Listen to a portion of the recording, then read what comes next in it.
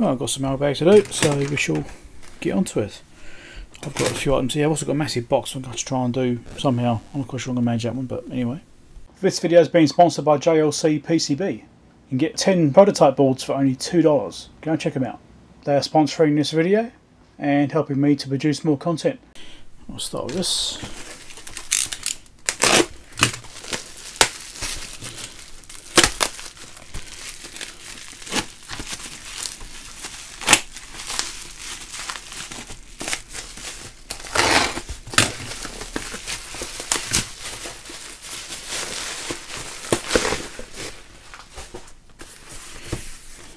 PoE switch. Right. I'm currently upgrading my network system, and I've got a couple of switches. It looks very similar to one I've already got. Trying to find a bit I can cut without cutting the packaging of the unit.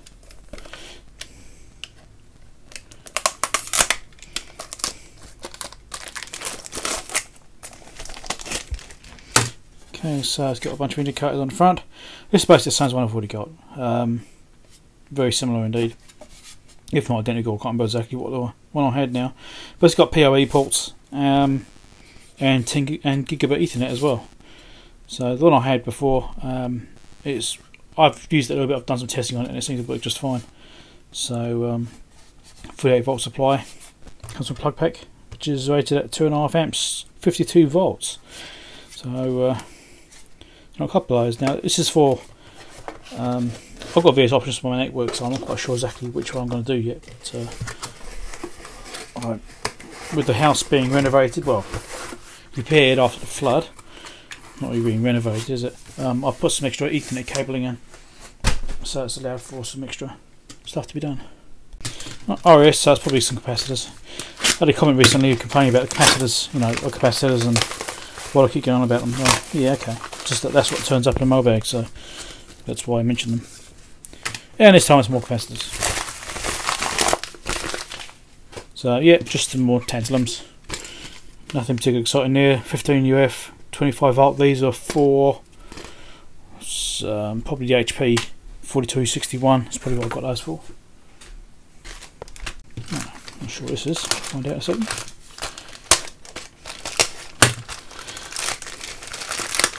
Okay, replacement light. Now, you've seen the previous mailbag I did. I got some of these little lights, and one of them didn't work. So I contacted the seller, say one of them doesn't work. Can you send me a replacement? And sure enough, he has. No problem. Very good of them, honouring their product. So I should just quickly plug this in and see if it goes. Just to be sure. I expect it will. I'll be surprised if it doesn't. So I said the blue was negative before, didn't I? So let's shove that on there. Can I get these to reach the power supply? No. No. This one nose out. I'll do it this way.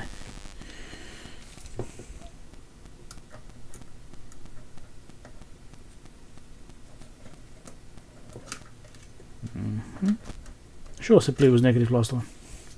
Oh, so turn the power supply on, doesn't it? Hey, that's always really helpful. I would have thought he would have chested this one when he sent it out. There we go. That's what's supposed to be there. That's fine. You see, there's an ant there. Where's he gone? There he is. Got ants in my mailbox still. Let's see what this is.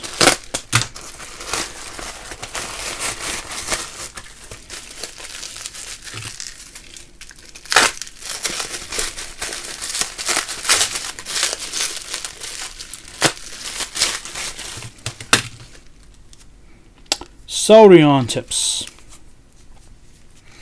These are for the Aco. Yeah, these are Aco soldering iron tips. So I've got my fake Aco, which you'll, by the time you see this video, you'll see my video on fake Aco. So I've got some more tips for it in preparation. So I've got a few different ones there. So what we've got, these are T12. So we've got a T12 BC4Z, which is a really big flat chisel. BC1Z, which is a small chisel. BC2Z, which is the next size up chisel, and a BC3Z, which is the next size up chisel. Alright, so I've got a BC1 through to BC4 chisel tips. So I thought those would be handy. Let's see what's in here. I'll chuck links in down below as well for various items too. This box seems to have been worse for wear on the way here.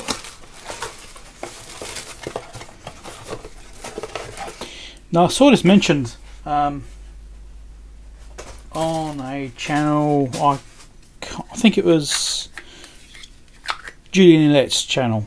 Yes, Julian Illet.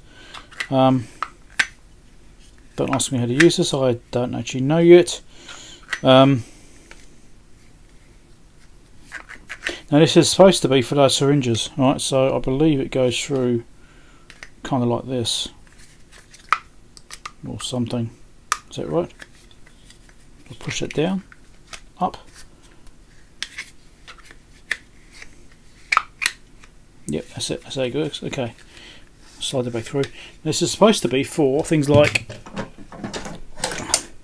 this. Right, so I managed to find this plunger here which actually fits, so I'm not too bad, right? I bought a whole bunch of syringes and I found a plunger which actually fit it. But the idea of this is that you just kind of drop it in there, and then you can use this to do it. But this isn't actually the right size to fit. Might have made a mistake. That does not go. That just does not fit in there. That really does not. Okay, well, it's useless for this then. So I mentioned this is like a dental thing, so it's for, you know, syringing. So you could, if you've got a syringe which fits on here, you can just squeeze a handle and it acts like a plunger. So that'd be great, but it doesn't fit. So it's a good job I actually got this original solution, which is to have this one. Anyway, well, let's see what this is. I'm actually running out of time. Another ant.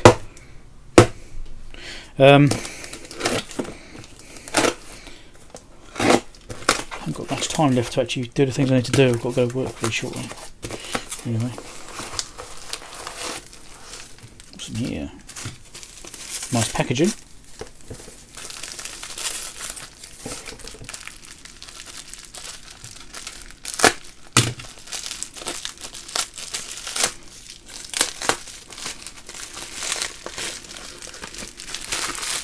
Ah, wow, that's huge. Okay. Nice. So I've got a couple of these switches. Wow, they're stiff. I need to get a knob on there. But I can't remember the positions these are. I think they're 10 position, are they? I can't remember. I'm not going to count it for you. But the idea of these is multi-gang switches, and I can use this for my project with the capacitance leakage tester. Again, that's another option I had, is to actually use fixed resistor values and just I'll actually mount them across all these legs on the, well, all the terminals on the switch. So when you go through the switch positions, it changes resistor values in order to implement the test voltage switching. So you're using basically a resistor network as a ladder to generate the voltage you want. So anyway, there's another one there.